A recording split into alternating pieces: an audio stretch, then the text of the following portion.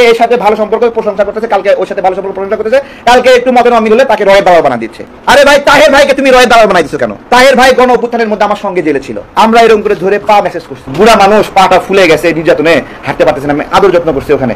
উনিও যখনই খারাপ লাগতো আমাদের কাছে আসতো। একটা মানুষ এত নিপীড়নের শিকার হচ্ছে, তাকে রয়ের দালাল বানাই দিচ্ছে। কত বড় জুলুমবাজ এগুলো! এদেশের নিপীড়িত মানুষগুলোকে রয়ের দালাল বানাই দিচ্ছে, সবগুলোকে। সব মানুষ খারাপ, ইলিয়াস একা ভালো। বলতেছে আমার সঙ্গে 2.5 জন মানুষ নাই। আরে 2.5 জন মানুষ কি? 2018 সালের কোটা আন্দোলনের ফলে এদেশের লক্ষ লক্ষ যুবক উপকৃত হয়েছে। এটা এই উদ্যোগ কার ছিল? 18 সালে আমি পড়তাম কুমিল্লা বিশ্ববিদ্যালয়ে, ঢাকা বিশ্ববিদ্যালয়ে ছাত্র পরিচয় দিয়ে ঢাকা বিশ্ববিদ্যালয়ে ঢুকছি।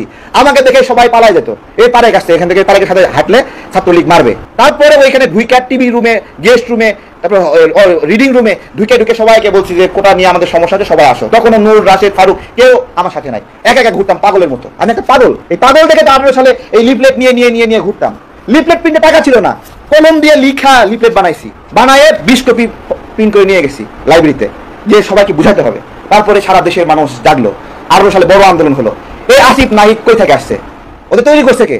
নূর হক, নূর, রাশেদ তাদেরকে তৈরি করছে কে? নূরকে ছাত্র অধিকার পরিষদের সদস্য করছে কে? রাশেদকে সদস্য করছে কে? হাসান মামুনকে এখানে নিয়ে আসছে কে? দেখাক। আমরা এই দেশের জন্য সেবা করার একটা ইচ্ছা নিয়ে আসছি। ডক্টর ইউনূসের অনেক কাজগুলো আমার সাথে ভালো লাগছে না, ডক্টর ইউনূসের এই বিষয়গুলো আমি পছন্দ করছি না। আমার সাথে মতবিরোধ তৈরি হয়েছে, আমি বিরোধিতা করছি। আমি তো ডক্টর ইউনূসের ক্ষমতার অংশীদার না। আমার একজন তো সেখানে উপদেষ্টা নাই, আমার একজন তো আমার সেখানে পিপি নাই। একজন ভিকটিম পিপি বানাইছিলাম, তারও এনসিপি নিয়ে চলে গেছে।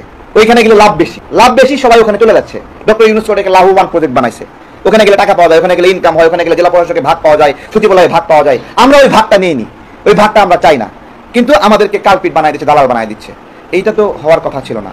ইলিয়াস ভাই, পিনাকি দাদাকে সর্বশেষ বলবো যে দেখেন, আপনারা এই দেশের জন্য কাজ করেছেন গণ অভ্যুত্থানের মধ্যে, কিন্তু একটা কথা বলবেন তো, যেই সময় রামপুরা ব্রিজের উপরে আমরা বিদ্রোহ করলাম, যে ছাত্ররা আন্দোলন বন্ধ করছে, আমরা বন্ধ করলাম না, ওই সময় পিনাকি দাদা একটা ভোট দিছিল যে আপনারা মনে করেন এই আন্দোলন শেখ হাসিনার সাজানো আন্দোলন। দেখেন, যেই সময় আমরা গণ অভ্যুত্থানের জন্য আপ্রাণ চেষ্টা করতেছি, তখন সে নাগরিকদেরকে মিসগাইড করতেছে, বলছে আপনারা কি মনে করেন এই আন্দোলন শেখ হাসিনার সাজানো আন্দোলন? একের পর এক মানুষ মারা যাচ্ছে। পিনাকি দাদা চেষ্টা করলো এই আন্দোলনকে সাজানো আন্দোলন বলার জন্য, করছে কিনা?